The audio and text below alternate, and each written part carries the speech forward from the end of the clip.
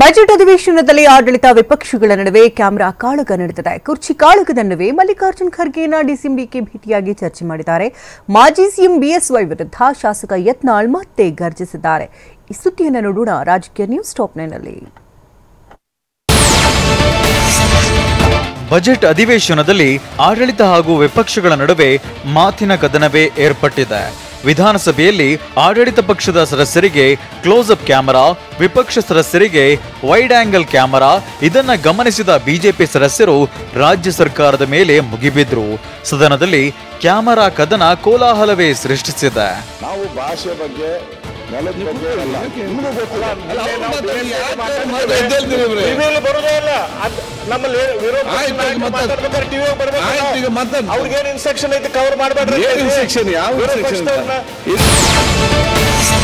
ವಿಧಾನಸಭೆ ಹಾಲ್ನಲ್ಲಿ ಟಿವಿ ಅಳವಡಿಸಲಾಗಿದೆ.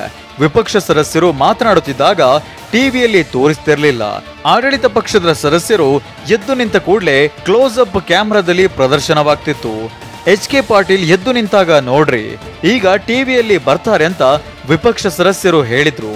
ಅಡ್ಜಸ್ಟ್ಮೆಂಟ್ ಅಂತ ಆಕ್ರೋಶ ಹೊರಹಾಕಿದ್ರು. ಸನ್ಮಾನ್ಯ ಅಧ್ಯಕ್ಷರೇ,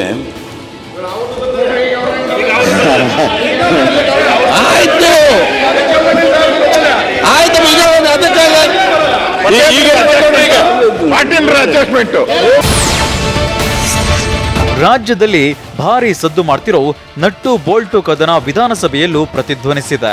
ಆಡಳಿತ ಹಾಗೂ ವಿಪಕ್ಷಗಳ ನಡುವೆ ಕ್ಯಾಮರಾ ಸಮರ ಜೋರಾಗಿದೆ. ಈ ವೇಳೆ ಇದು ಸಣ್ಣ ಸಮಸ್ಯೆಯಲ್ಲ. ನಾವು ಮಾತನಾಡ್ತಿರೋದು ಜನರಿಗೆ ತಲುಪುತ್ತಿಲ್ಲ. ನಟ್ಟು ಬೋಲ್ಟು ಸರಿಯಾಗಿಲ್ಲ, ಸರಿ ಮಾಡ್ರಿ ಅಂತ ಶಾಸಕ ಸುನಿಲ್ ಕುಮಾರ್ ಆಗ್ರಹಿಸಿದ್ರು. ಯಾವ ಬೋಲ್ಟ್ ನಟ್ಟು ಸರಿ ಇಲ್ಲ, ಸರಿ ಮಾಡಿ ಅಲ್ಲ. ಓಕೆ, ಬೋಲ್ಟ್ ನಟ್ಟು ಸರಿ ಮಾಡಿ, ನಮ್ಮನ್ನು ಕಾಣೋದಿಲ್ಲ ಅಂದ್ರೆ ಹೆಂಗಾಗುತ್ತೆ? ಆಯ್ತು, ಲೂಸ್ ಆಗಿರ್ಬೇಕಲ್ಲ. ಯಾವ ಬೋಲ್ಟ್ ನಟ್ಟು ಲೂಸ್ ಆಗಿದೆ ನೋಡು, ಅದನ್ನ ಸರಿ ಮಾಡ್ಬೇಕಲ್ಲ ನೀವು. ಆಯ್ತು, ಬೋಲ್ಟ್ ಯಾವ ನಟ್ಟು ಲೂಸ್ ಆಗಿದೆ ಹೇಳಿ. ಸಮಾಧಾನ. ನಟ್ಟು ಬೋಲ್ಟು ಲೂಸ್ ಟೈಟ್ ಆಗೋ ಗದ್ದಲದ ಮಧ್ಯೆ ಅರವಿಂದ್ ಬೆಲ್ಲ ಗಂಭೀರ ಆರೋಪವನ್ನ ಮಾಡಿದ್ರು. ವಿಧಾನಸಭೆಯ ಕಾರ್ಯಕಲಾಪಗಳ ಚಿತ್ರೀಕರಣವನ್ನ ಕಾಂಗ್ರೆಸ್ ಕಾರ್ಯಕರ್ತರಿಗೆ ಕೊಡಲಾಗಿದೆ ಅಂತ ಬಾಂಬ್ ಸಿಡಿಸಿದ್ರು. ಇದಕ್ಕೆ ಗರಂ ಆದ ಸಚಿವ ಪ್ರಿಯಾಂಕ್ ಖರ್ಗೆ ಪಾರ್ಲಿಮೆಂಟ್ನಲ್ಲಿ ಏನಾಗ್ತಿದೆ ಅಂತ ನೆನಪಿಸಿ ತಿವಿದಿದ್ದಾರೆ. ಸದನದ ಕಲಾಪ ಮೊದಲು ವಾರ್ತಾ ಮತ್ತು ಇಲಾಖೆ ಕವರ್ ಮಾಡ್ತಾ ಇತ್ತು. ಇದನ್ನು ಕಾಂಗ್ರೆಸ್ ಕಾರ್ಯಕರ್ತರಿಗೆ ಹಾಕೊಟ್ರಿ ನೀವು ಸದನ ಕಲಾಪ ಕವರ್ ಮಾಡಿ. ರಾಜ್ಯ ಕಾಂಗ್ರೆಸ್ನಲ್ಲಿ ಪಟ್ಟದ ಪಗಡೆ ಆಟ ಭರ್ಜರಿಯಾಗಿ ನಡೆಯುತ್ತಿದೆ. ಡಿಕೆ ಸಿಎಂ ಆಗುವುದನ್ನ ತಪ್ಪಿಸೋಕೆ ಆಗಲ್ಲ ಅಂತ ಮೊಯ್ಲಿ ಹೇಳಿದ್ದೇ ತಡ ಕಾಂಗ್ರೆಸ್ನಲ್ಲಿ ರಾಜಕೀಯ ಗರಿಗೆದರಿದೆ. ಮೊಯ್ಲಿ ಹೇಳಿಕೆ ಚರ್ಚೆ ನಡುವೆ ಡಿಸಿಎಂ ಡಿಕೆ ಶಿವಕುಮಾರ್ ಮಲ್ಲಿಕಾರ್ಜುನ್ ಖರ್ಗೆ ನಿವಾಸಕ್ಕೆ ಭೇಟಿ ನೀಡಿದ್ರು. ಸರಿಸುಮಾರು 20 ನಿಮಿಷಗಳ ಕಾಲ ಚರ್ಚೆ ಮಾಡಿ ವಾಪಸ್ಸಾಗಿದ್ದಾರೆ. ಖರ್ಗೆ ಭೇಟಿ ವಿಚಾರವಾಗಿ ಮಾತನಾಡಿದ ಡಿಕೆ, ಖರ್ಗೆ ಭೇಟಿ ಮಾಡೋದು ಡ್ಯೂಟಿ ಅಂತ ಹೇಳಿದ್ದಾರೆ. ನಮ್ಮ ಕಾಂಗ್ರೆಸ್ ಅಧ್ಯಕ್ಷರು, ನಾನು ರಾಜ್ಯದ ಅಧ್ಯಕ್ಷರು, ನಾನು ಅವ್ರನ್ನ ಬಂದ ತಕ್ಷಣ ನಮ್ಮ ರಾಜ್ಯಕ್ಕೆ ಬಂದಾಗ ಅವ್ರಿಗೆ ಗೌರವ ಕೊಡದೆ ಇನ್ಯಾರು ಗೌರವ ಕೊಡೋಕ್ಕಾಗ್ತದೆ? It is my duty. ಏನು ಕೆಲವು ವಿಚಾರಗಳನ್ನ, ಪಕ್ಷದ ವಿಚಾರ, ಈಗ ಹೊಸ ಆಫೀಸ್ನ ಭೂಮಿ ಪೂಜೆ ಮಾಡ್ತಾ ಇದ್ದೀನಿ, ಈ ತಿಂಗಳಲ್ಲೇ ಡೇಟ್ ಕೊಡಿ ಅಂತ ಅವ್ರಿಗೊಂದು ರಿಕ್ವೆಸ್ಟ್ ಮಾಡಿದ್ದೀನಿ. ಅದು ಬಿಟ್ಟರೆ ಬೇರೆ ಏನಿಲ್ಲ. ಅರ್ಥ ಯಾರು ಬೇಕಾದ್ರೂ ಮಾಡ್ಕೊಳ್ಳಿ, 1000 ಚರ್ಚೆ ಮಾಡಲಿ, ಏನು ಬೇಕಾದ್ರೂ ಮಾಡಲಿ. ಡಿಕೆ ಭೇಟಿ ಬಳಿಕ ಖರ್ಗೆ ನಿವಾಸಕ್ಕೆ ಸಚಿವ ಎಚ್.ಸಿ. ಮಹದೇವಪ್ಪ, ಶಾಸಕ ಸಿಪಿ ಯೋಗೇಶ್ವರ್, ಬಿಜೆಪಿ ಶಾಸಕ ಎಸ್.ಟಿ. ಸೋಮಶೇಖರ್ ಭೇಟಿ ಮಾಡಿದ್ರು. ಇದು ಸಾಕಷ್ಟು ಚರ್ಚೆಗೆ ಗ್ರಾಸವಾಗಿದೆ. ನಾಯಕರ ಭೇಟಿ ಬಳಿಕ ಹೊರಬಂದ ಖರ್ಗೆ ಯಾವುದೇ ರಿಯಾಕ್ಟ್ ಮಾಡದೆ ತೆರಳಿದ್ರು. ಕುರ್ಚಿ ಚರ್ಚೆ ವಿಚಾರಕ್ಕೆ ರಿಯಾಕ್ಟ್ ಮಾಡಿದ ಮಹದೇವಪ್ಪ, ಎಲ್ಲ ಹೈಕಮಾಂಡ್ ನೋಡಿಕೊಳ್ಳುತ್ತೆ ಅಂತ ಹೇಳಿದ್ದಾರೆ. ಹೈಕಮಾಂಡ್ ವಾರ್ನಿಂಗ್ ಬಳಿಕ ಅಧಿಕಾರ ಹಸ್ತಾಂತರ ಚರ್ಚೆ ಆಗ್ತಿದೆ, ಅದಕ್ಕೆ ಏನು ಹೇಳ್ತೀರಿ ಸರ್? ಎಲ್ಲ ಹೈಕಮಾಂಡ್ ನೋಡ್ಕೊತದೆ. ಮಾಜಿ ಸಿಎಂ ವೀರಪ್ಪ ಮೊಯ್ಲಿಯವರ ಹೇಳಿಕೆ ರಾಜ್ಯ ರಾಜಕೀಯದಲ್ಲಿ ಸಂಚಲನ ಮೂಡಿಸಿದೆ. ಡಿಸಿಎಂ ಡಿಕೆ ಸಿಎಂ ಆಗುವುದನ್ನ ತಪ್ಪಿಸೋಕೆ ಆಗಲ್ಲ ಎಂದಿದ್ದ ಮಾತಿಗೆ ಸಮರ್ಥನೆಯ ಪೋಷಾಕನ್ನು ತೊಡಿಸಿದ್ದಾರೆ. ನನ್ನ ಮಾತಿನ ಅರ್ಥ ಸಿದ್ದರಾಮಯ್ಯರನ್ನ ಬದಲಾಯಿಸಿ ಅಂತಲ್ಲ ಎನ್ನುತ್ತಲೇ ಡಿಕೆಗೆ ಸಿಎಂ ಆಗೋ ಅರ್ಹತೆ ಇದೆ ಅಂತ ಬ್ಯಾಟ್ ಬೀಸಿದ್ದಾರೆ. ಅರ್ಥ ಏನಂತ ಹೇಳಿದ್ರೆ, ಈಗ ತಕ್ಷಣ ಸಿದ್ದರಾಮಯ್ಯ ಬದಲಾವಣೆ ಮಾಡಿ ನಿಮ್ಮನ್ನು ಮಾಡಲಿ ಅಂತೇಳಿ ಆ ಅರ್ಥನೇ ಅಲ್ಲ. ಅದರಲ್ಲಿ ಸ್ವಲ್ಪನೂ ಅರ್ಥ ಇರಲಿಲ್ಲ. ಈ ಮುಖ್ಯಮಂತ್ರಿಯ ಚರ್ಚೆಯನ್ನು ಮಾಡಬಾರ್ದು ಅಂತೇಳಿ ಹೇಳಿದೆ ನಾನು.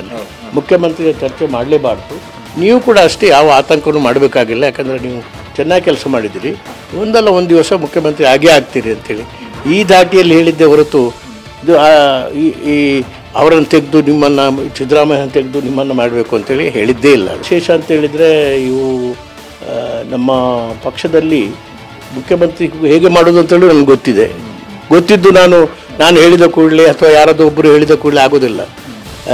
ಅಲ್ಲಿ MLA ಹತ್ರ ಮಾತಾಡಬೇಕು, ಕಾರ್ಯಕರ್ತರ ಆಶಯ ಇರಬೇಕು, ಮತ್ತು ಕೇಂದ್ರ ಸರ್ಕಾರ ನಮ್ಮ ಇದು AICC ಒಬ್ಬ ಮಾಡಲಿಕ್ಕೆ ಆಗೋದಿಲ್ಲ.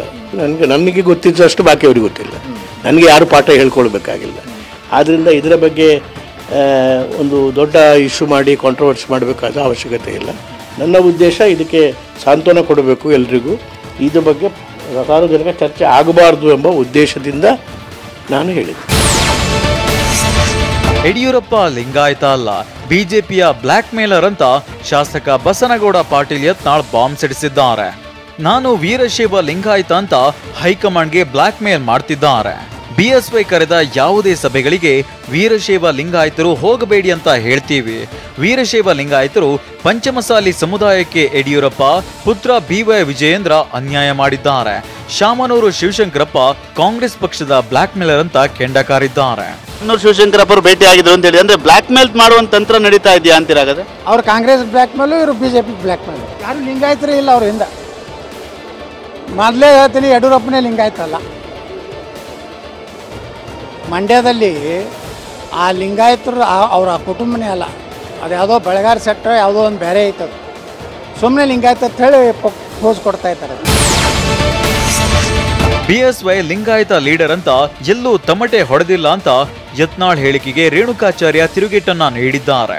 ಯಡಿಯೂರಪ್ಪ ಮಾಸ್ ಲೀಡರ್, ಪಾದಯಾತ್ರೆಯ ಹೋರಾಟದ ಮೂಲಕ ರಾಜಕಾರಣಕ್ಕೆ ಬಂದವರು. ಶಾಸಕ ಬಸನಗೌಡ ಪಾಟೀಲ್ ಯತ್ನಾಳ್ಗೆ ಬುದ್ಧಿ ಭ್ರಮಣೆಯಾಗಿದೆ. ಯತ್ನಾಳ್ರನ್ನ ಹುಚ್ಚಾಸ್ಪತ್ರೆಗೆ ಸೇರಿಸಬೇಕು. ಹೀಗೆ ಹೇಳಿಕೆ ಕೊಟ್ರೆ ಯಾವ ಭಾಷೆಯಲ್ಲಿ ಉತ್ತರ ಕೊಡಬೇಕೋ ಕೊಡ್ತೀವಿ. ನೀನು JDSಗೆ ಹೋಗಿದ್ದಲ್ಲ, ಆ ಫೋಟೋ ಬಿಡುಗಡೆ ಮಾಡ್ಲಾ ಅಂತ ಗುಡುಗಿದ್ದಾರೆ.